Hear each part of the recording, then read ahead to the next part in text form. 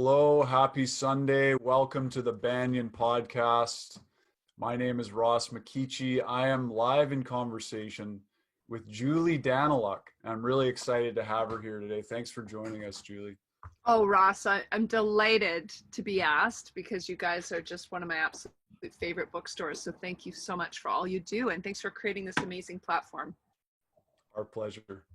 So before we get started, I'll just let everybody know that although people might be joining from anywhere in the world for this, the physical location of Banyan Books and Sound is on the unceded territory of the Coast Salish people.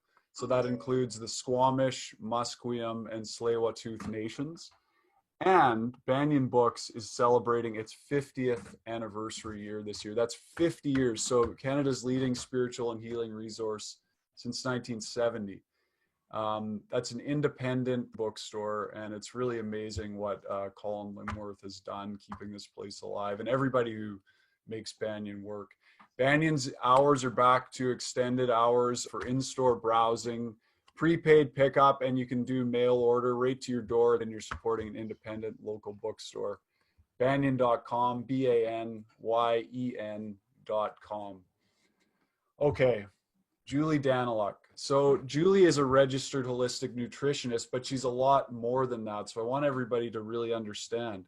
She's a best-selling author, a TV host, and a public speaker. Author of 3 books, including Meals That Heal Inflammation, Slimming Meals That Heal. Both of those books were #1 bestsellers and winners of Gourmand World Cookbook Awards. Her third and most recent book, which we'll be focusing on today, is called Hot Detox, and it's an amazing book. I've been going through it, and it's fantastic. That book was the #1 national bestseller in Canada for 11 weeks and ranked as the #1 best-selling health book when it came out in 2017. Julie appears regularly on TV. She's the co-host of Healthy Gourmet, which airs in, listen to this, 72 countries around the world, 11 languages. Here in Canada, it's on the Oprah Winfrey Network. In the States, it's on Z Living. And just the fact that your show is aired in that many countries and that many languages says a lot about where people are at with the world, the culture around food worldwide, not just in North America. Julie is also a regular contributor to CTV's Marilyn Denis show, to John Edwards' Evolve, and she has her Busted segments on The Right Fit, which is also on the Oprah Winfrey Network. She's appeared on over 600 TV segments: Dr. Oz, CTV News, Global, The Social, Canada AM, and CBC Radio. Okay, there's more. Julie has helped hundreds of thousands of people through her work to enjoy great tasting, allergy-free foods while boosting their body's healing process. That sounds pretty nice. She served on the board of the Canadian Health Food Association in 2000 and 2009. She's a co-founding board member of the Worldwide Non-GMO Project, and she actually addressed the Canadian federal government regarding the health risks of GMOs as well. A little bit more, and this doesn't even cover everything. She was the producer for the biodiversity event with Canada's David Suzuki and for Food Share's Field to Table Festival. She was also, this is something that I think you were excited about, Julie, you were a chef on the Greenpeace Rainbow Warrior during their GE-free New Zealand tour. That's pretty cool. Very fun. Yeah. So if anybody's interested, I know Julie does a lot of work with private clients and groups. She has the Thrive Tribe, Things to Heal Inflammation. I'll get Julie to share more about that. Her website is Julie Daniluk, JuliDaniluk.com, or you can follow her on Instagram or Twitter. On Facebook, she's got the Julie Daniluk nutrition page. Whoa, Julie. Wow. Thank you for that amazing introduction, and thank you for this incredible chance to speak to your awesome audience. I feel very, very honored. Thank you. Thank you for being here. So your book, Hot Detox, I'll just show it for folks to see one more time. You can get it at Banyan Books, of course. 21-day anti-inflammatory program to heal your gut, and cleanse your body. Can you tell us a little bit about the inspiration for this book, and then maybe we can get Yes. what's going on in the book itself? I love that. Well, the big reason why I had to write the Hot Detox is because the detox programs that I was doing at the time, unfortunately, had a lot of problems with leaving me bloated and uncomfortable. So I had tried, juice fasting. I had tried raw food cleanses, and they left me very uncomfortable. And then I started studying traditional Chinese medicine and Ayurveda, and I realized that especially through the fall, the winter, and the spring here in Canada, it's not really appropriate to be eating freezing cold food, because we really should be approaching more warming, comforting foods that really match our climate. So that's why the Hot Detox was born. And I absolutely delve into the energetics of food in the book. So I have a great resource where I pull in many different actual sources to build out what is a warming food, what is a neutral food, and what is a cooling food. And you really, in the winter time, want to eat off of the neutral and warming list. And in the summer, you can have more of the cold foods. So it allows you that flexibility, and it just works perfectly within the Canadian local food movement. Because let's face it, in the winter, we don't have the same access to fresh, sort of very light raw food. We have to import it from California. So if we stick to a lot of local foods that are still available and we cook them well with lots of spices that really agree with our belly, then all of a sudden we have amazing digestion and people feel fantastic. That's awesome. Yeah, there's so many helpful charts and diagrams, and the reader gets an understanding without it being overwhelming of how the body works, but also how these different foods interplay and affect our organs so we can properly absorb and digest the nutrition that we need.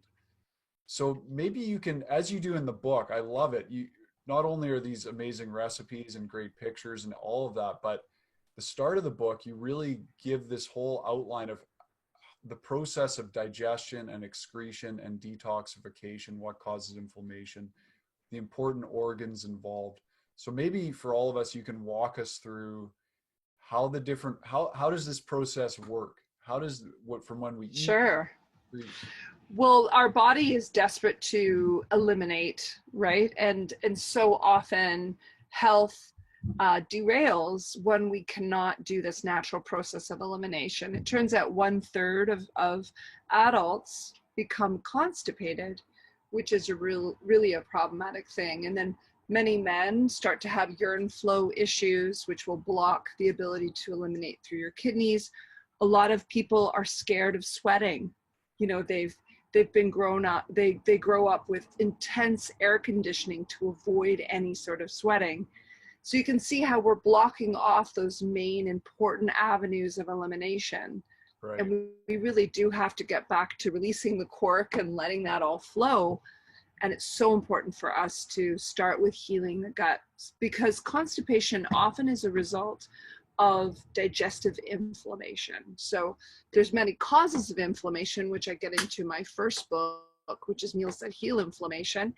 But I'll summarize it by saying there's 4 standard causes that underlie that inflammation. And what is inflammation? Let's start there, because I know a lot of people are like, what is inflammation?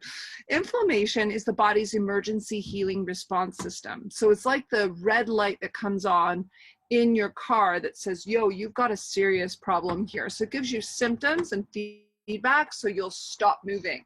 So basically you have a flare of the redness, the heat, the swelling, the loss of function, the pain. Those are the 5 cardinal signs that you're inflamed. But what's the underlying cause that kind of starts that? I like to call that the 4 eyes of inflammation. And just remember, 4 eyes. Put a nice pair of glasses on me and you've got the 4 eyes of inflammation. And with those 4 eyes, we have a lot of health issues cropping up quickly. So what are those 4 eyes? Number 1 is a is injury. We all know that, right? You twist your ankle, boom, you have inflammation. Number 2 is infection. And that's the greatest fear right now, is that people are scared of the inflammation cascade, what they're now calling a cytokine storm, that has been talked about with the potential of why does COVID, in just certain circumstances, why do people have an acceleration of inflammation in your body? Well, it's these messengers of inflammation that get away from us. So we can have infections set in. That's a big one. Bacteria infections, think about strep throat, how painful that is, right? And then you've got another one, which is irritations. And irritations come from the foods that we're eating. It comes from toxins in our environment. And that's why with the hot detox, I really needed to help you beef up on getting rid of the inflammatory foods and really helping you get rid of those toxins. Because if you have heavy metals, PCBs, artificial colorings, horrendous amounts of dye that we put on our hair, really corrosive cleaning detergents that we're using that disrupt our hormones, boom, you've got a tremendous amount of inflammation. And speaking of that hormonal imbalance, that brings me to my last one, which is that imbalance. The imbalance of your hormones or the imbalance of your nutrition. Somebody who eats piles of carbs and not enough good fat, or they'll eat a ton of, say, white bread that doesn't have any fiber and it doesn't have all those key nutrients to make the Krebs cycle fire correctly, they end up with a pile of inflammation as well. So that's why we address all 4 causes of inflammation, and boom, inflammation's knocked out of the park. It's done, it's gone. Shouldn't say out of the park, I should say your body heals when you address the 4 underlying causes of inflammation. And just to interject for 1 second, sure, Julie, because your sound just kind of cut in and out a little bit. Oh, no. No, it's fine now, but okay. It was for the first eye. So just to recap. Sure. Thank you. Injury. So the first injury, so spraining your ankle. Number 2 is, of course, infection. Number 3 is that terrible irritation from toxins or food allergies or intolerances. And number 4 is that imbalance, the imbalances that come, nutritional imbalances that cause hormonal imbalances, which create that cascade of inflammation. Okay. Yeah. Great. A great wrap up. All summarized. Good. Okay, so we've got these 4 eyes that cause inflammation. Yes. So now can you walk us through how do the organs interplay in our system? So you beautifully take us through it in the book, and there's these lovely images, and you bring a lot of humor into it, and you make it light and easy to digest and understand. And so maybe you can kind of take us through, like, let's say I eat something. I've been doing a kitchery cleanse for the last 2 weeks. So let's say I eat a bowl of kitchery. Yeah, congratulations. That's good. Thank you. Incredible. Yeah. That's in my book. I'm so happy. Yeah. So what's cool about the digestive process is, of course, it all starts in the mouth. So the part of the hot detox that's cool is that that's so funny. I never even thought about that. What's really warm and lovely about the hot detox is the fact that when we take in food, when we chew it well, it lands into our stomach. And if it's at the correct temperature, our body knows what to do. Did you know that we really never ate frozen food before the last 100 years? So you can imagine we evolved over 200,000 years, is the common held belief, 200,000 years of digesting food at room temperature or warm. And only in the last 100 years were we able to make ice cream. And that's why in China, it's considered triple yin death to have something as cold as ice cream, because when it hits the stomach, it actually paralyzes digestion. So that's why in the hot detox, we really encourage you to stick with warming foods. Now we're in a heat wave. So if you're ever to enjoy something frozen, then in a heat wave, your body could handle it more because you have more internal heat able to warm up that cold food. But for some people, they're just cold all the time. These are the people who have thyroid imbalances. These are people who are quite frail and find the cold they're really intolerant to the cold. These are people who may be vata in traditional Chinese medicine, we would say that they have a spleen deficiency, and in Ayurveda, they would say that they have a vata imbalance. Mm-hmm. And these are the types of people who would do exceptionally well with moving towards a warming menu. So you've just had your khichdi, and why is it cool? Well, why is it good? I should move away from that word cool. So with khichdi, it is brilliant that it has a lot of Ayurvedic spices typically in it. You've got some turmeric. Do you add, your turmeric, your cumin, your coriander, your seeds, beautiful mustard seeds? Those are incredible. And all of those carminative spices help to actually digest that food much better. They help to create, they're very high in saponins, which is a plant constituent that helps to reduce the gas factor within our digestive system. So you end up having this scrubbing action and an ability to kind of cope with food a lot better when you have these spices along with your food. That's why most of the hot detox recipes add a ton of these beautiful spices. So we have this lovely food that you've decided to eat, and what happens in your digestive system is that your stomach's going to go to work now really with a lot of peristalsis. Remember, cold food blunts off peristalsis. Warming food and neutral foods will really be easily digested, and we're churning that food so that the stomach acids can mix with that food. And then when it dumps into the small intestine, boom, we want to have a strong amount of bicarbonate come out in order to neutralize the acids from the stomach and for you to be able to start extracting the nutrition in that small intestine. And that's where I really get concerned for people, is the amount of proton pump inhibitors, the amount of acids that they're eating. A lot of people think that actually their indigestion, their heartburn is too much acid, when in fact their incorrect digestion is leading them to have the food ferment and hang out in the stomach way too long. And the sphincter being it's not correctly closing, the food can make its way back up the pipe and you're having heartburn. But the great news is, when we do chew correctly, when we do add these healing spices, when we do add some really lovely ingredients like apple cider vinegar or lemon juice or anything that's acidic, we're setting our pH of our stomach correctly so that when it moves down the chain of command, it'll elicit a really good bicarbonate response and digestion will be complete. Right. So often people's digestion is incomplete and they're really suffering. And they could have a stomach infection as well. H. pylori is just a absolutely nasty bug that is causing a lot of people grief. So if you are suffering from any digestive imbalance, keep looking underneath. Make sure, is the food I'm eating, do I digest it well? Or am I intolerant to it? Do I have an infection that's preventing me from proper digestion? Do I have an injury to the sphincter? Is it closing correctly? Do I need to go for, say, a manual adjustment to help make sure that valve is working correctly, which you can do?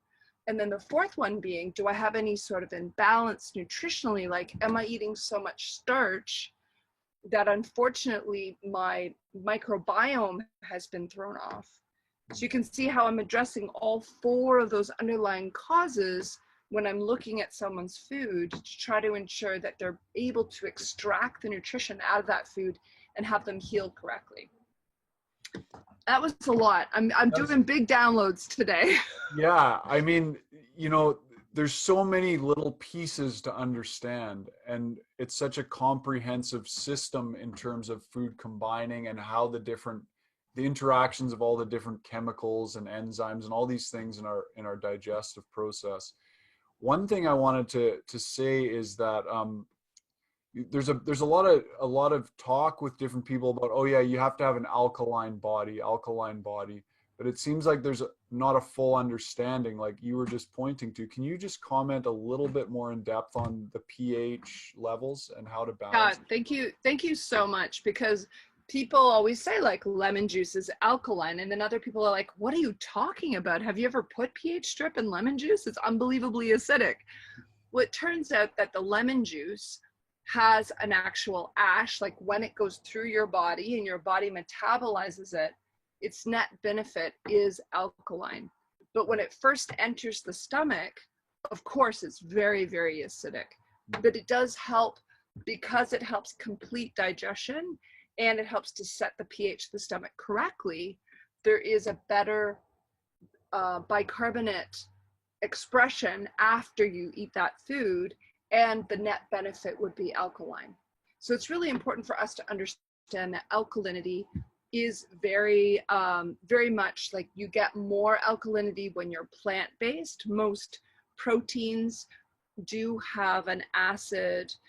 The net benefit would create some acidity in the body, and not to say that I am against eating, fish, for example, but you do need to balance it out with plants. And that's my only concern around a lot of people going hardcore keto, is that they're going very much dirty keto, where they're eating so much animal fat and animal protein that's very acidic, and they're not able to balance that with plants that are very, very alkaline. So definitely look to, if you have to go low carb, if you're trying to balance your weight or work on neuroinflammation, then just make sure that you have enough green leafy veggies that are very, very low in calories, but extremely high in minerals, because minerals are what's alkalizing your body. And an alkaline body has much better chance of fighting off infection and a much stronger immune system. So it's extremely important for us to focus on that alkaline state. But the good news is, for people who have to be hardcore low carb, breathing also helps to increase alkalinity. Deep breathing will bring about a state of alkaline. So I'm so happy about that, because I do a lot of breathing practices. My brother's a yogi, and we do cover off yoga in the book, because it's so important for us to remember, it's not just your food. You can have that alkaline state from deep breathing as well. Right. Which reminds me that I know that like Ayurveda and yoga, they say, are sister sciences. They're combined Yes. together for living a full, healthy life, the fullest potential as a human. How much do you pull? Like you mentioned, you started researching Ayurveda and Chinese medicine for hot detox, and I know these are ancient systems. How much do you pull, and what can we as modern Westerners glean from these ancient sciences? Well, what I love about them is that they're 5,000 years old. And I find that so often nutrition science is so young that the second you think you know something, you end up having it corrected within a decade. Like, let's just look at this last 100 years. Kellogg's was all about like protein is evil, eat carbs, eat cornflakes. And that was the first part of the century. And then we demonized carbs at a certain point. In the 60s and 70s, you saw a lot of, don't eat carbs. And then unfortunately, we started to demonize fats in the 80s, and look where that got us. So I really like to look at traditional cultures and say, if we really look at the longest living people, are they not the greatest guide for longevity? Because they're living proof, right? Yeah. So that's where I'm very excited when I look to traditional Chinese medicine. And I've had such remarkable healing as a result of traditional Chinese medicine. And Ayurveda, it fits very comfortably within that model. They are very close. So with Ayurveda, there's 3 constitutional types. And a person who is really attracted to a lot of yoga, who's very brilliant, who has very long limbs, typically on the more slender side, these people are often considered to be vata.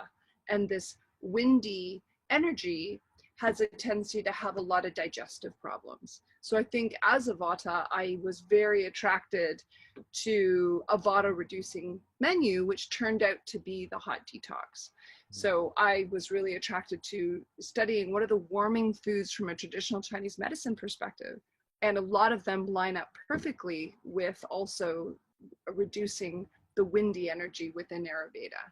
So I really appreciated that. And I just wanted to package it in a Western model.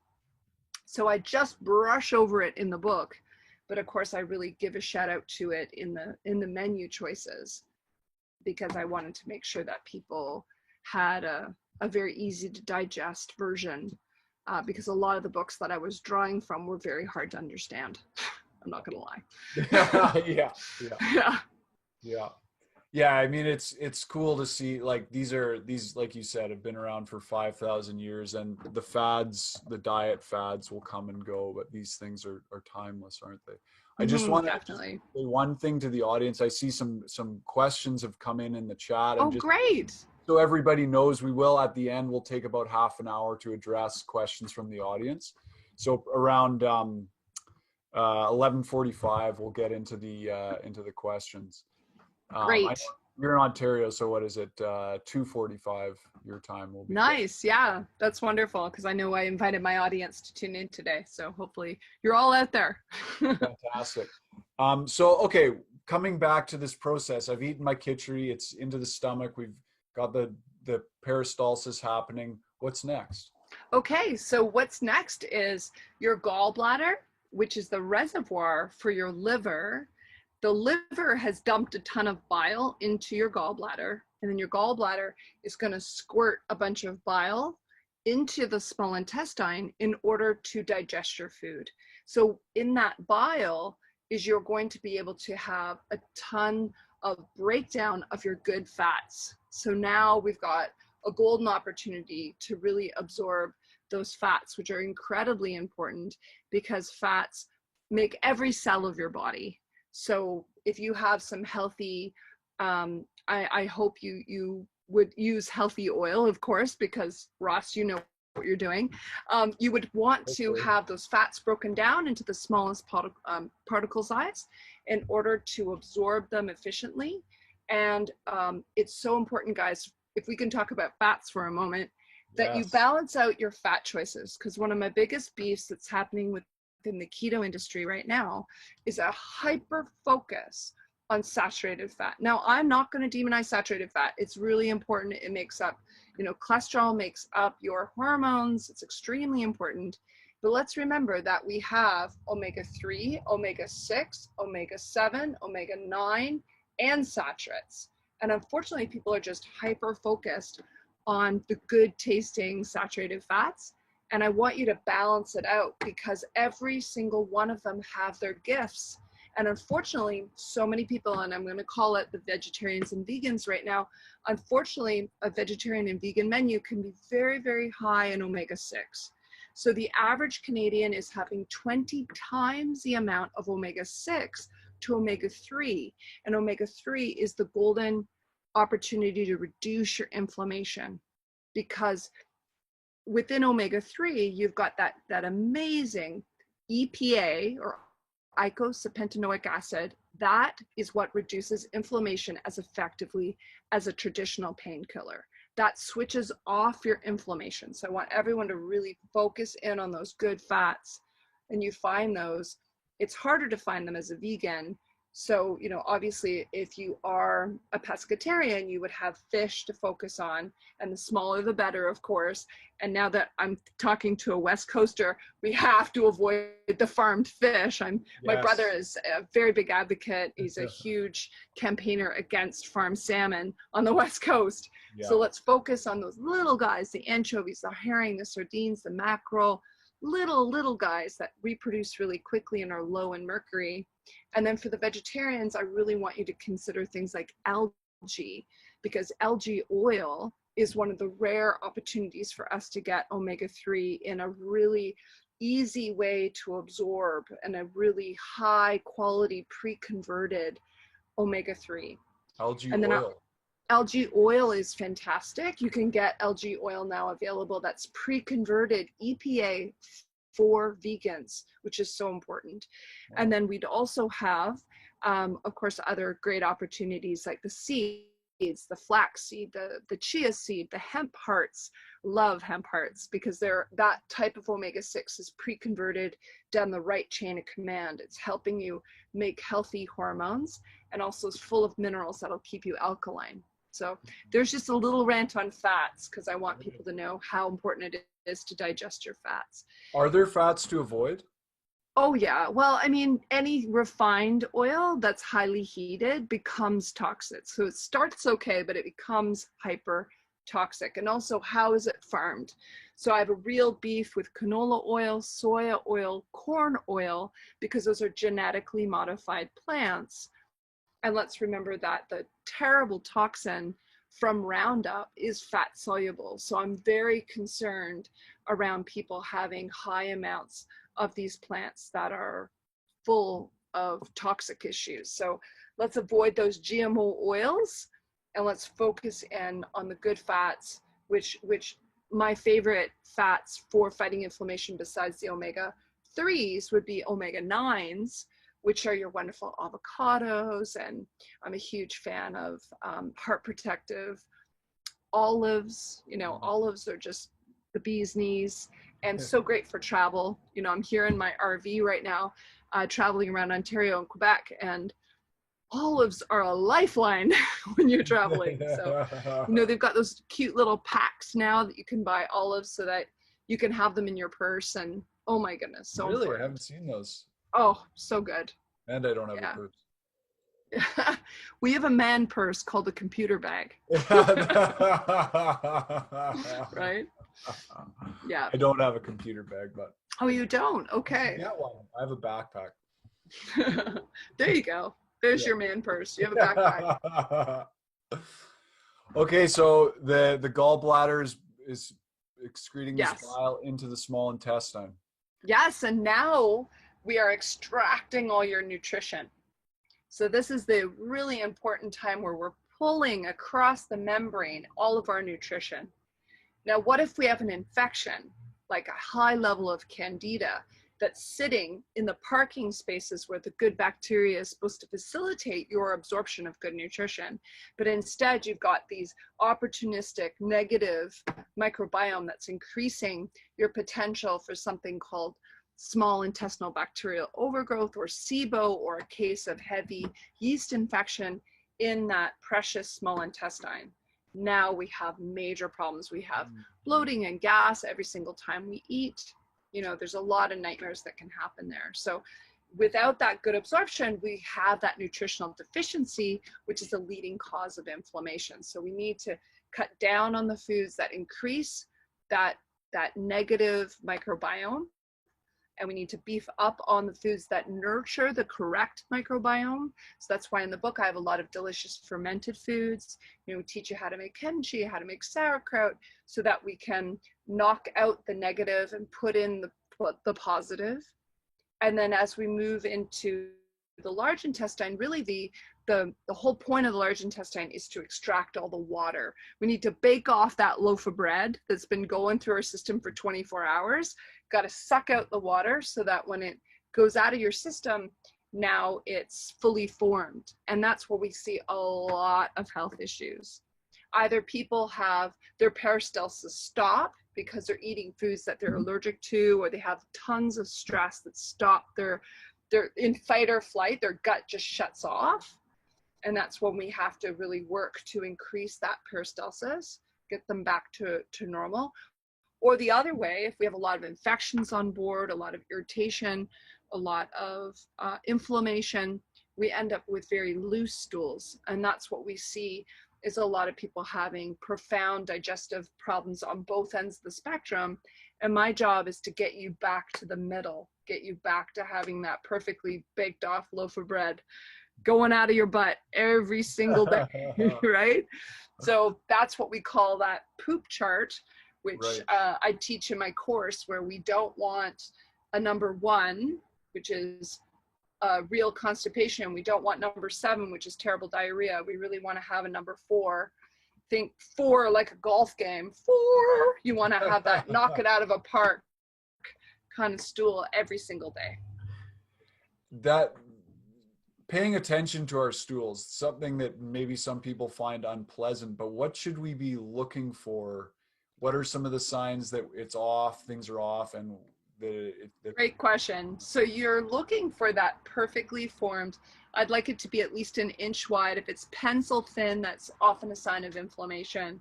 You want to have nice, long, snaky like poops that just fly out into the bowl without having to push too hard. If you're pushing really, really hard, that's mild constipation. And you definitely want to have a nice brown color. You don't want it to be white. That's a sign that you're lacking bile. And you don't want it to be black, because that could be a sign of blood in the stool. So definitely look back. That's just so important that people get over their hang up with their poop and understand that that is one of the main indicators of our health. That is the biggest way to play Sherlock Holmes and detect our own health issues, is by really starting to grade our poop and get to understand what it does. Hashtag look back. Hashtag look back. Let's I love that. movement. You gotta look back. You gotta make sure.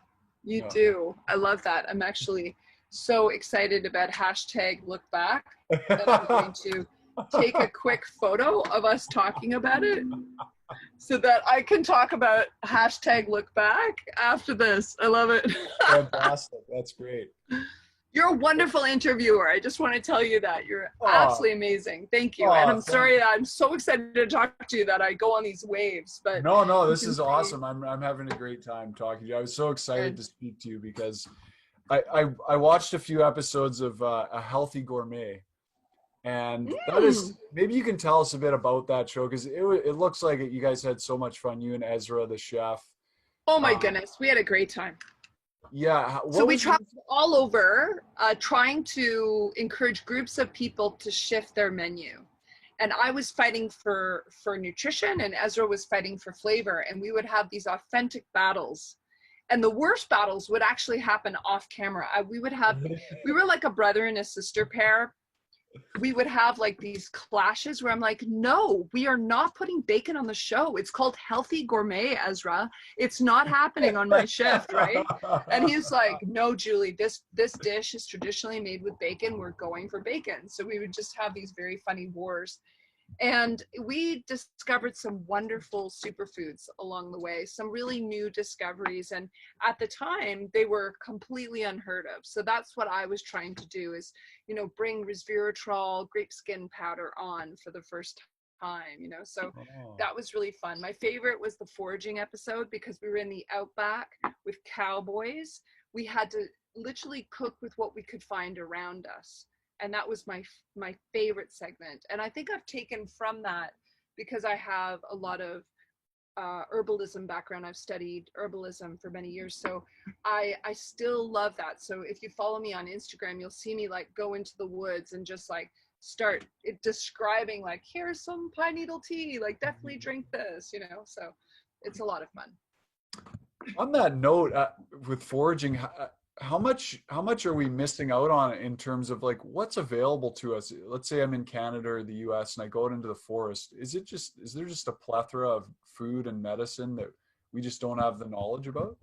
If there was one thing I would tell people to do to save vast amounts of money and to feel food security, it's to buy a field identification, like a food identification guide for medicinal plants and food, like plants that will work within your culinary dishes, because it is so empowering to know that you are not without food. How many people are nutrient deficient because they really are pinched financially, but they don't know that there is food for free out if they can get to a park that isn't sprayed. And thank goodness in intercity centers like Toronto, they've banned pesticide sprays, because now we see massive amounts of dandelions growing up. And dandelions are literally edible from the top of the flower to the tip of the root. And I talk about this in Hot Detox, because the roots make a delicious substitute for coffee, and it's very good for detoxifying the liver. The leaves are incredible kidney tonic and liver tonic. and they're bitter, but you just saute them down with some onion, or you eat them raw with the blueberry dressing on them, or something sweet that will elevate it. Because people think they don't like bitter foods. They actually love bitter foods. They just don't realize that their bitter foods are masked with sweeteners. So who doesn't love a cup of coffee? Who doesn't love chocolate? It's the most loved food in the world, but it's hyper bitter. Right. So if you were to take something like dandelion coffee substitute and add a little bit of sweetener to that, like I love using monk fruit because it doesn't have any calories, it's profoundly anti-inflammatory, all of a sudden I've got this unbelievable latte, but there's no caffeine, there's no inflammatory ingredients in there, and it just tastes heavenly. So I think the guide to good health is about finding something that tastes incredible and heals you, so that you're double enrolled. Because if it's not pleasurable, no one sticks with it. I've learned that over 20 years of teaching. If it's not awesome, they won't stick with it. No kidding. Yeah. You can't force yourself. Yeah. We've got about 5 more minutes until we start taking audience questions. I wanted to ask you about food education, because obviously there's a huge need for food education in our culture, and we're so cut off from the food supply and understanding how it works and how it affects our body. What is your outlook on food education on a systemic level? How can we start to address it? Well, one thing that I'm very excited about, if I can see the silver lining in this horrendous lockdown, is that people are realizing that if they don't have their health, they have very little. That your health is so your wealth. It's the only thing that truly matters in the end, besides the love in your life. Like there's kind of like love and security, and then there's your health, right? Like it's so important to us that I think people are really getting the importance of our health now. And I do hope that continues. And I do hope that we start to prioritize our health. And I do hope that people really, I hope this whole movement of free food catches on, because you can nourish yourself on very little. If you look to India, how much does a really good Ayurvedic menu cost? It costs less than $1 a day to actually feed yourself. I bet you have never saved more money than when you chose to take on this cleanse. Absolutely. People always think cleansing's so expensive. Cut out meat, cut out cheese. On these cleanses, you save a whole whack of cash. Absolutely. Which is very exciting, right? I haven't been to the grocery store. Like, I buy one vegetable, and yeah, I've almost got enough for my Ferrari now. You're hilarious. Yes. Or your awesome Airstream, as the case may be. Yeah. I'm so happy to be in a vintage Airstream. It costs us next to nothing, and we're fixing it up slowly. So no way. Come follow us. So cool. Yeah, it's so cool. Oh my goodness. I didn't understand how cool it was until I was living in it. You sleep better with no electricity around you. Like, talk about EMFs are gone, and just cooking so close to nature with whatever we can forage. It's so fun. Cool. Yeah. So you and your husband Alan are traveling around right now. Or is this just you're just enjoying the summer, or is there? Yeah, we're doing 100 days in the RV. We've given up our apartment entirely so that we can sink our money into Roxy. We call her Roxy, and we're living in 250 square feet. We're in a tiny home on wheels, and it feels great. Yeah. Wonderful. Really fun. And what's coming up next for you? What does the future hold? Any new projects on the horizon? Oh yeah. Well, this fall we're teaching an incredible new program, a transformation program where we're going to hold the hands of 40 individuals. We're only taking 40 people so we can absolutely pour our love and attention into them. And so we're going to be teaching that program for 100 days. And then we also have this incredible Thrive Tribe, which is 150 members strong right now, where it's a support group for people fighting inflammation and really wanting to thrive versus just survive. And that's ongoing 365 days a year. So that's where our focus is going. And next year, I'll be launching a new book about becoming sugar-free and how you can let go of sugar for once and for all, which is really exciting. That's wonderful. Okay, so people that are interested in being one of the 40 lucky 40 people in your group or part of the Thrive Tribe, how would they sign up for that? Yeah, well, we'll know that we have it all on the website. So when you go to juliedaniluk.com and you click Let's Get Started, it'll walk you through the process of the Thrive Tribe, which is really cool. And also just have a look at the website because we do have so many amazing free opportunities there. I have the anti-inflammatory guide, which is a free download that I highly recommend everyone start with because it's really the framework that'll give you exactly what to shop for when you look at that pyramid and the beautiful handout. It's like 7 pages of what to buy to really reduce inflammation. Cool. Yeah, I checked out your website. It is great. There's a lot of good resources on there. So check it out, folks. Thank you. Thank you. Okay, so it's 11:44. So we'll start to take some audience questions. Let's see. And just to let everybody know, Julie can't really do too much sort of really personal health advice. Um, that would require like a one-on-one session, I assume. So general questions are great. I'll be curating the questions and I'll try and get to everyone's, but just so you know, if it's a really personal, like specific question, we might not be able to cover it. So I'm just going to go to the chat here. There's, just so everybody knows, there's a Q&A function. If you're able to find that, that's the best place to look for your, to put in your questions. But I'm going to look at the chat first. Oh, here's one about kitchery. Okay. Dr. CJ Milsom asked, can we use lentils rather than mung beans in kitchery and find the same benefits? Yes, absolutely. So what's great about the recipes is as long as you stay within a food family, like swapping out one type of legume for another type of legume, absolutely. I find that lentils, especially the red lentils, are extremely easy to digest. And that's what's important is I like to keep my legumes really, really small because when we go up to a chickpea or a soybean, they're incredibly difficult to digest and they actually require about 4 hours of cooking time minimum to help to reduce any sort of digestive issues that would crop up with trying to really cook the center of that legume.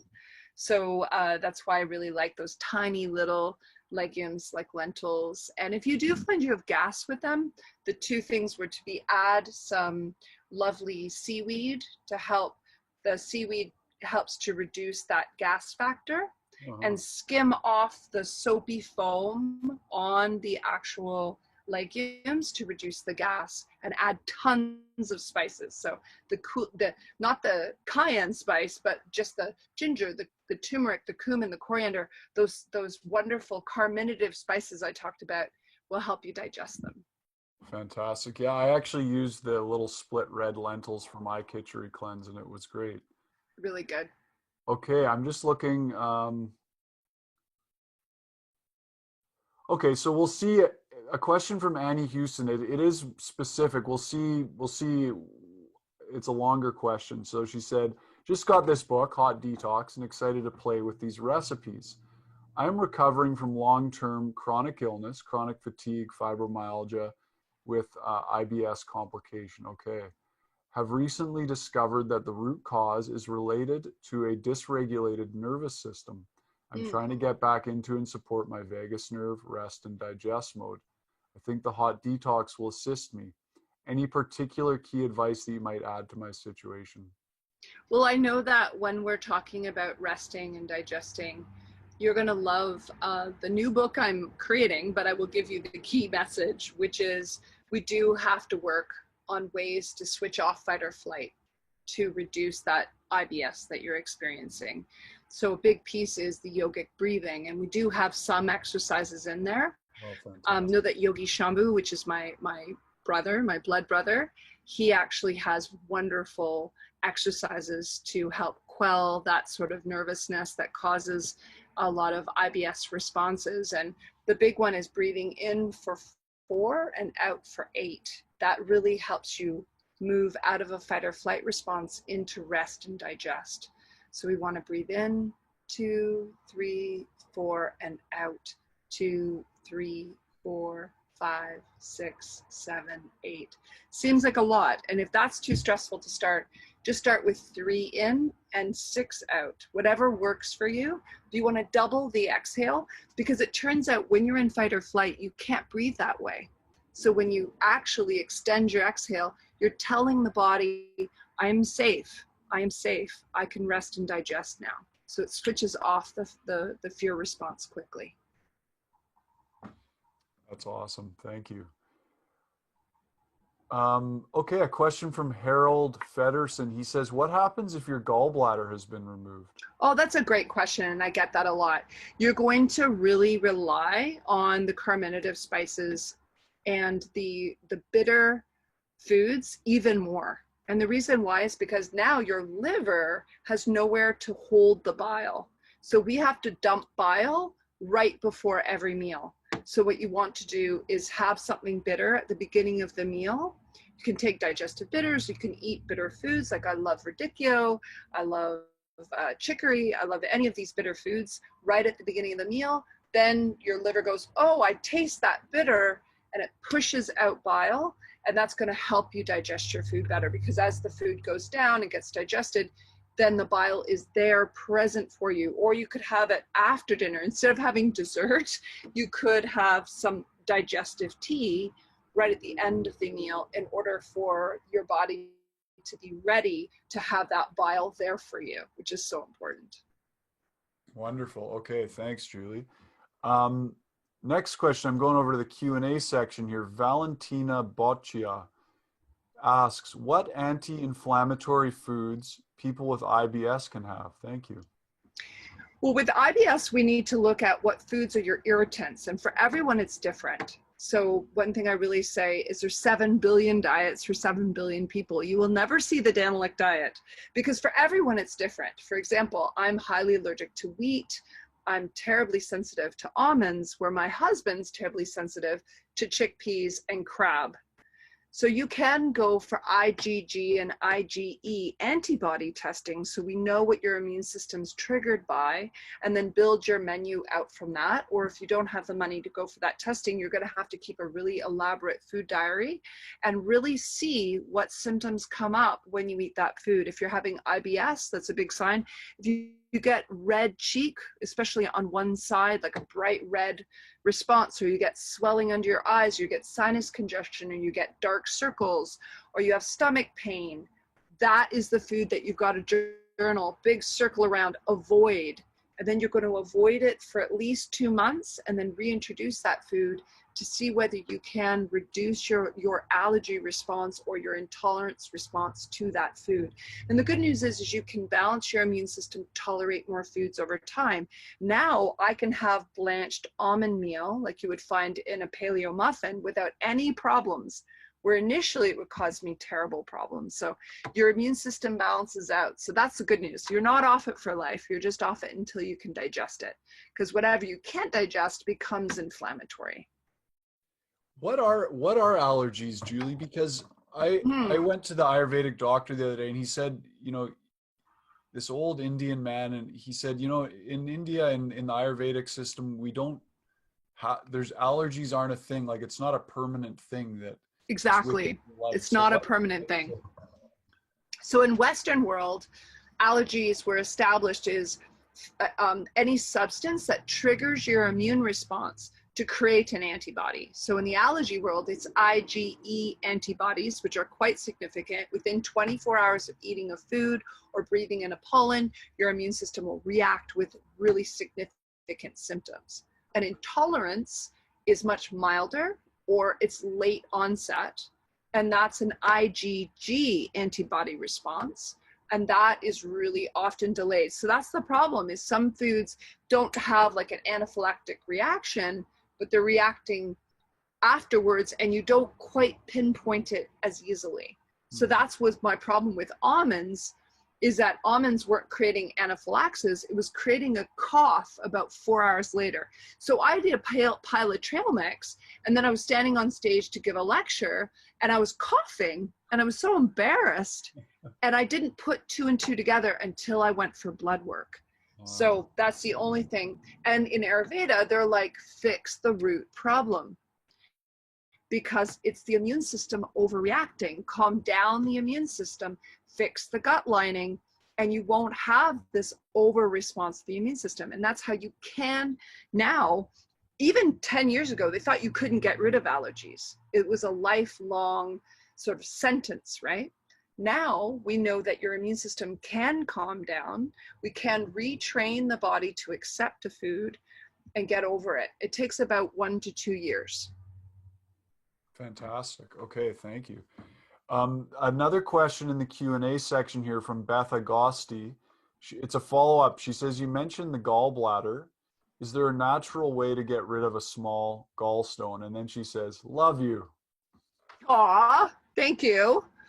Well, this is where I tread into territory that gets a little tricky. So I'm going to just talk very general here and say that you can digest small stones, but because we don't know the size of stones, it is important for you to go for an ultrasound to get an assessment from your medical doctor and have clearance. Because if we go on a gallbladder cleanse and it's aggressive, if you end up with a gallstone lodged in your actual duct, it's very painful, obviously. So because I am not your medical practitioner, I cannot advise on that, but I can just say I have seen miraculous things happen. And I do just want to steer people towards the fact that people get scared of fat with gallstones, but actually gallstones can happen more frequently if you go on an ultra low fat diet, because the bile stores in your gallbladder too long and turns into stones because it's not being expressed. So the good news is if you have extremely healthy fats like omega-3, you often will have a good bile response. If you're eating certain foods that cause a restriction of the gallbladder duct, i.e. some people really react to eggs in a negative way, then that will cause a swelling of the gallbladder duct. Another thing that causes swelling is gluten will cause a swelling of the gallbladder duct, and that will cause tremendous problems down the road if you had that swollen duct. So I have to talk very generally and say, get to a good naturopath and have that help to assess your case personally. That's great. Okay, thank you. Yeah, there's so many of these things that are really situational and personal, eh? Mm-hmm. Okay. Nazrin Chavoshi, this is back in the chat side. I'm just kind of bouncing back and forth a bit here. Says, what vinegar should we use for fermentation and pickles? It's really interesting. I don't use any vinegar because pickles and all those wonderful things can ferment themselves, and then you end up using that pickle juice as a substitute for vinegar. So you don't have to use vinegar in order to make a good pickle or in order to make an excellent sauerkraut, for example. So you can use vinegar-free fermentation techniques that uses sodium, good amounts of sodium. For people who are sodium sensitive, moving to a vinegar pickle is a great idea. And of course, the go-to is apple cider vinegar. If you're somebody who's sensitive to apples, then we can go into many different kinds of vinegars. You know, an organic red wine vinegar is very popular. Using another one that comes to mind is a coconut vinegar is very popular. Just, it really depends on whether that food substance is good for you. So coconut vinegar is actually made from coconut nectar, and are you tolerating that well? So that will help me decide. Or do you want to rotate your vinegars? My big thing is rotation. Don't get attached to one food thing, because I don't want you to become intolerant to it. Make sure to have lots of variety in your menu so that you not only get unique nutrition from each meal, but you also keep your immune system nice and quiet, nice and calm. Very important. Wonderful. A question from Sunshine Lintot. Are thyroid issues related to inflammation? And what legumes would you recommend? So 2 questions. Are thyroid issues related to inflammation is the first one. Thyroid is absolutely related to inflammation. It's a sad state of affairs that 70% of women, or more than 70% of women who have low thyroid actually have Hashimoto's, which is an autoimmune response. And autoimmunity is where the body attacks your own system. So your immune system has lodged an attack towards your thyroid, and the underlying cause is often that you have something going on in your digestive system. For example, if you are allergic to or intolerant to gluten and you continue to eat it, the gluten is so similar to your thyroid that your body doesn't know what it's doing, and it goes to attack the thyroid because it's trying to cope with the fact that you have a high gluten load. So that's why following a gluten-free menu has been so helpful for people who have Hashimoto's, for example. So definitely fight inflammation, and it will be very, very helpful for reducing thyroid issues. And the last thing I'll say about thyroid is that it's very tied to your adrenals and your sex hormones, because it's actually a triad. So we have to also address your nervous system and your adrenal health in order to heal your thyroid, and we have to address your sex hormones and how balanced is your estrogen to progesterone levels. So it's quite a unique little symptom picture. And having had hypothyroidism, and it's very genetic, I've had hypothyroidism for 10 years. I've become quite a specialist in this area. If you want to really focus on that, that's something that could be addressed in our transformation program. Fantastic. And there's a second question from Sunshine that said, and what legumes would you recommend? If you can tolerate legumes, I highly recommend the smaller the better. The lentils are the best. Mung beans are fantastic. Black beans, incredibly easy to digest. I can eat black bean dip till I don't know, pigs fly. But I will not be able to handle hummus, classic hummus, because the chickpea size is so darn big, and it just creates a lot of bloating and gas. So if you are going to enjoy large legumes, really consider getting yourself one of those wonderful pressure cookers that destroy the lectins, that really hyper cook that food so that you can rip it apart and digest it better. That's great. Let's see here. Thanks, Karen, for saying the Thrive Tribe and Transformation Program were great. Yeah, that's great. Karen Johnson. She's one of our wonderful, wonderful participants. Awesome. Thrive Tribe and the Transformation Program are awesome. That's great. Robin Johnson asks, where on your website is your list of anti-inflammatory food pages to print? Well, that's our download. So you would download our lead capture, or what we call our free offering on our website. You'll see, if you scroll to the bottom, there's a nice ledger there that when you give us your name, you'll actually have it delivered to your inbox. So that's where you can get it, is just then you'll also get my lovely newsletter where I share a recipe and a tip of the week, and also share with you our adventures in Roxy, because we do a love letter every single week to our group. Nice. That's great. Okay. Back to the Q&A section. Alex B. Carradine says, hi, I am an overall healthy and active 48-year-old female. My diet is definitely alkaline, and I only consume food that grows close to me. Nice. Unfortunately, I developed inflammation in my hands. The family doctor told me it is osteoarthritis. Any hints?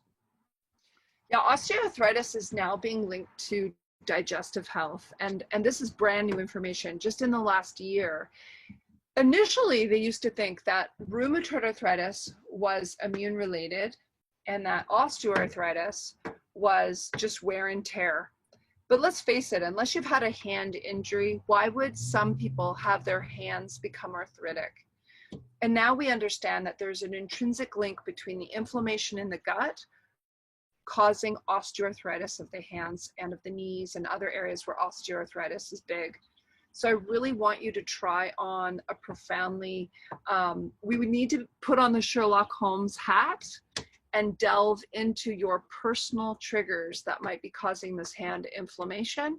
And we need to bump up the profound anti-inflammatory remedies, like going on higher dose remedies. And this is where it's hard to get into specifics, but I will say, you know, one that's very classic is using high dose turmeric, because the active component called the curcumin within the turmeric can be a very powerful benefit to hand inflammation. And I'll just give you some big heart from mine to yours. Know that my whole family is riddled with arthritis, from rheumatoid to osteo.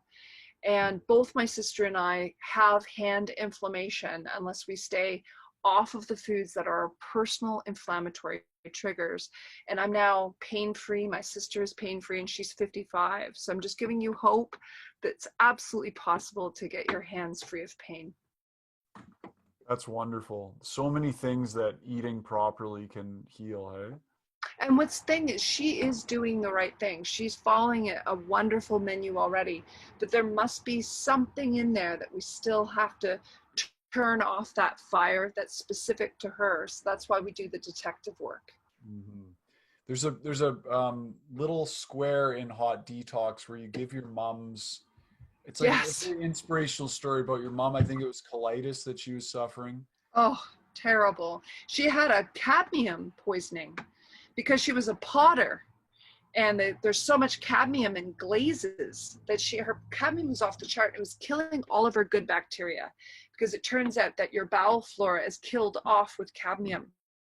So the second we reduced her cadmium load and bumped up her probiotics and really focused on her digestion and eliminating all those inflammatory foods, my mother is absolutely free of her colitis. And it's a miracle, because quite frankly, to watch her wasting away and watch her so weak and so tired, it was breaking my heart, because here I am, an anti-inflammatory expert. So I'm so relieved by her transformation. And I just want to share one of the greatest transformation stories I've ever seen. I've had one of my transformers as of late.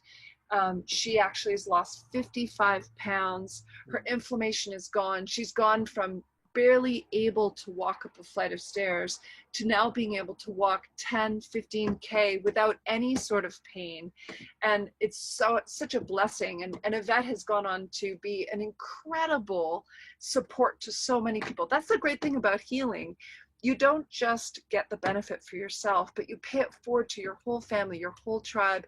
You end up being such a contribution, which is the highest level of happiness, is when we can be a contribution to our world. So it just fills me with such joy that I want to give people hope that this is absolutely worth every little bit of shift and every little bit of change that you might choose to do, because the benefits are huge.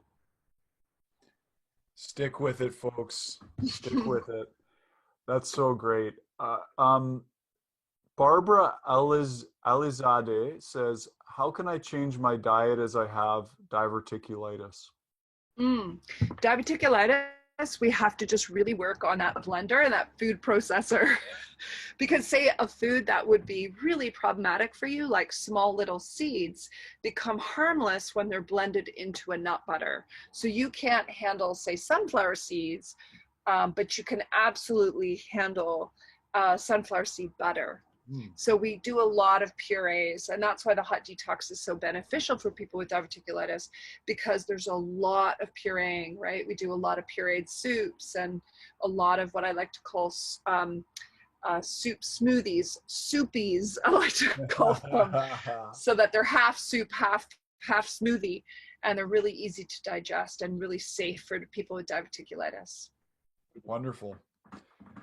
Another question about a different condition, tinnitus. Can nutritional choices help tinnitus? That's from Chris Levels. Yeah, it's really interesting that, of course, tinnitus is in part inflammation of that inner ear, and it can be we can absolutely benefit from an anti-inflammatory menu helping. Tinnitus, it's sort of a multi-prong approach, because we also need to work on a great deal of the nervous system issue around it. So really focusing on the yogic approach is very in keeping with benefiting that. So I just want to say I have seen a reduction of tinnitus, and it's a very individual approach. You know, what works for one person won't necessarily work for another, but we can reduce that chronic ringing in the ears for sure. Wonderful. Henrietta Vanderwage says, I've been a vegetarian for over 20 years, but I'm now finding I'm nutrient deficient. What's the best way to get nutrient abundant again? That's wonderful. Well, I just want to speak to all the vegans, vegetarians. I was a vegetarian for over a decade, and I became terribly nutritionally deficient. So I really empathize with trying to save animals and wanting to do the right thing by the environment. I think it's wonderful. But there's 5 nutrient deficiencies that can crop up. So you can become deficient in omega-3, you can become deficient in B12, in zinc, in iron, and in protein. That's a lot of nutritional deficiencies to get over. So you really have to ask yourself, do we need to put your life jacket on? I remember when my naturopath almost shook me. She didn't physically shook me, but she emotionally shook me up. And she said, Julie, you need to eat to heal, not necessarily eat by dogma. Not, you know, are you willing to eat what you need to do to get by? Because I became totally intolerant to soy and intolerant to most grain and nuts. What in the world does a vegetarian eat when you become that intolerant to foods? Okay. So I had to really start implementing what I needed to heal. And I won't lie, that did include things like fish. So that's the big thing that you have to ask yourself. And if you're not ready to go back to things like fish, can you consider bone broth powder? Can you consider gelatin powder? Can you consider those highly nutritive foods that, like collagen, that's purified so you don't taste an animal byproduct, but there's some nourishment in there that will give back to you. And if for religious reasons you have to stay vegetarian, then I really think we need to address those 5 deficiencies. So where are you getting your iron? You better really beef up on it because it's plant-based, it's hard to absorb. Omega-3, get your algae oil that's very specifically created, that's pre-converted, right? Where are you getting your zinc? Well, one of the great sources that's vegetarian is pumpkin seeds are great for that. Double down on protein because it's very hard to get enough of it. A lot of vegetarians are carboholics, right? And I guess the last one is B12. You're going to have to supplement because there is no vegan source of B12 in nature. People think spirulina is a B12 source. It's actually an analog that humans do not convert well. So you pretty much have to get a spray of B12 and just spray it. And that's one of the only things vegans can do to keep that deficiency at bay. Spray is the best for B12, eh? Mm-hmm. Or a shot from your doctor. But that would be for you to discuss with your doctor, not to talk to a nutritionist about. Okay. Stay in my lane. My sister's always saying, stay in your lane. Okay. Yeah, I think that's a great question because there's a lot of people that are vegetarian, and it's, you know, we don't have the culture around vegetarianism like, say, India, where they understand it's just built in the food pairings and all the things to have a rounded diet if you're eating that way. So it can be really challenging. Yes. And that's why so many of their recipes are perfectly designed to have all those nutrients combined. But my uncle is actually a sadhu in India. He walked across Europe and landed in India and stayed for 50 years, if you can believe it. Wow. And he wrote me saying, Julie, I am so intolerant to the sun. And I wrote back and I said, that's a classic omega-3 deficiency. Would you please bump up your flax seeds? Can you please bump up your foods that are high in pigments to try to compensate? Because as a sadhu, they're very, very strict with very simple diet. They're giving all their money to the poor. So once he corrected those nutritional deficiencies, his tolerance to the sun really went up, which was such a saving grace in India. You can imagine how hot it was. No so kidding. Just keep with it. Keep solving those nutritional deficiencies like Sherlock Holmes and you'll be good. That's awesome. Okay, we've answered that one. Okay, from Bev Ludba. Mm-hmm. Gallbladder and not enough bile, part of the problem SIBO in the small intestine? Well, one of the big problems with SIBO is your actual stomach not having the correct pH. Because if you're not putting out enough acid that kills off negative bacteria, they can go straight from your esophagus into the small intestine where they're supposed to be killed off in the stomach. So that's where we see a lot of problems. And we also see a lot of overgrowth because of refined carbohydrates. Refined carbohydrates nurture all the negative bacteria and the yeast. And then the other culprit, are you drinking chlorinated water? Have you had antibiotics in your lifetime? Because you killed off the good guys, which are supposed to be there filling up the parking spaces in your microvilli. And if those parking spaces are empty for any of those reasons I talked about, then the negative bacteria and yeast can proliferate and fill up those parking spaces and take over. So that's why we have to do this, really looking at those 4 different areas and switching over your ability to take the upper hand and give the good guys a shot, for sure. Awesome. From Lynn Holloway. Mm-hmm. With relation to consuming legumes, or are organic canned out of the question? Well, I use organic canned when I'm camping like this. And I have to say that look for enamel lined cans. So there is good canned food. One of the best brands, I'm not affiliated in any way, but it's Eden Foods, does enamel lined cans, because the average liner in a can is plastic, which is giving you bisphenol A, which is horrendous for your hormones. So cheap is bad, but organic legumes canned from Eden. I also like that they put kombu, that seaweed I told you to cook your legumes in, they put it right in there. So they're making it easy to digest. So I find black beans that are packed in an enamel can rinsed really well to get rid of that negative soapy stuff, and then pureed or brought to temperature and made into, say, black bean soup that's well pureed. It's probably the easiest way to digest a legume. Mm-hmm. And the other option you mentioned earlier is getting a pressure cooker that can really blast those things. Yes, I'm tempted to travel with my pressure cooker. My husband thinks I'm a little bit on the nutty side to do so. He's like, Julie, there's only so much space. I'm like, there's 36 little compartments in here. We can find room. Yeah. We're getting close to the end. There's not too many more questions, but Great. I think we're not going to be able to address all of them.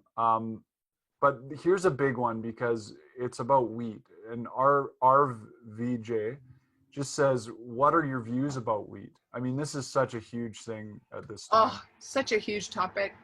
So I was fortunate enough to travel with the head researcher on wheat, Dr. William Davis, who created the book Wheat Belly. We went on tour together. I was his opening act. I felt like an up and coming rocker because he was like the main act and I was his opening band.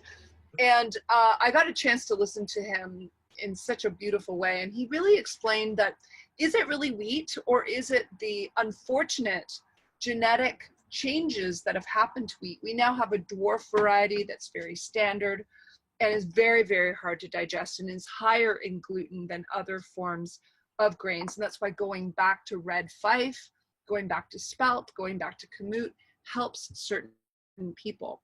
But if you have an autoimmune reaction to grain, if you have any autoimmunity, whether it be MS, Hashimoto's, doesn't matter what kind of autoimmunity you have, it's really best to avoid grains because grains can be a really significant way to trigger the immune system. So that's why you'll see within the approach of the autoimmune protocol, there is no grains and there's actually little legumes, if any.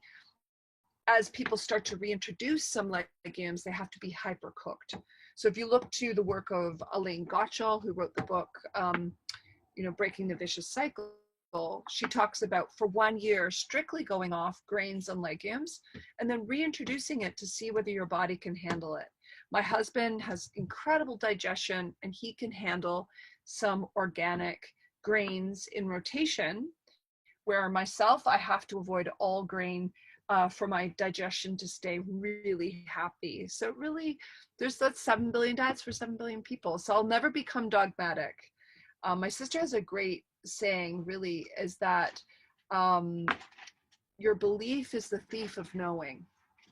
So if you open your mind to what you really truly need and let go of dogma, then you often have a real jump in the answer that your higher self is calling for. That's wonderful. That's really great, and a good way to end. Just for everybody to understand that it's so individual, these things with diet, and it's important to keep, like you say, keep investigating, put your Sherlock Holmes hat on, experiment, and see what works for you. I thought I had to give this last question because we talked about Kitchery so much throughout, and it's someone who didn't put their name. Anonymous attendee asked, "What is Kitchery?" Oh yeah, it's a delicious stew from India that's very cleansing. So it was created as sort of an ultimate meal that delivers most of the nutrients that a person would need to survive for 1 to 2 to 3 weeks is a kind of standard length of time. And it has a combined protein. So in vegetarianism, by combining a legume with a healthy, like in my recipes, I would use a pseudo grain like quinoa, for example, which is extremely nutrient dense. When you combine that with a legume, you cover off all the amino acids. And then we would add piles of wonderful produce to that. So in mine, I would add in, some burdock or some wonderful dandelion, and that would really ratchet up your detoxification pathways so that we can get those toxins out of you. So I've done this cleanse for up to 30 days, and I can't believe how nice it is to hang up your need for what am I going to eat today? Like, it's kind of freeing in a way. It simplifies life so much. It does simplify, and it's extremely inexpensive, but just remember that this only works for people who digest easy pseudo grains and legumes well. If you're somebody who are intolerant to those things, there's lots of other recipes in the hot detox to explore. So yeah, I just wanted to give that caveat. Absolutely. And folks, check out Hot Detox. It really is a wonderful book, and as are your other books. We were just focusing on Hot Detox today. I'm really excited for your new book about taking sugar out of your life. I look forward to seeing that, and wish you well in the writing process. Thank you. I'm at the copy edit stage, so I'm like, can't wait to have that finished. Yes. Okay, guys. Well, thank you. This has been delightful. Ross, you're just a rockin' amazing host. You hold the frame of the playground so that I can dance inside the frame. So thank you so much for facilitating. And thanks to Jacob and Banyan Books. And you guys are amazing. And thank you for everyone who tuned in today. I'm so touched. Thank you so much, Julie Daniluk. And again, her website, juliedaniluk.com. Check it out, folks. Thank you.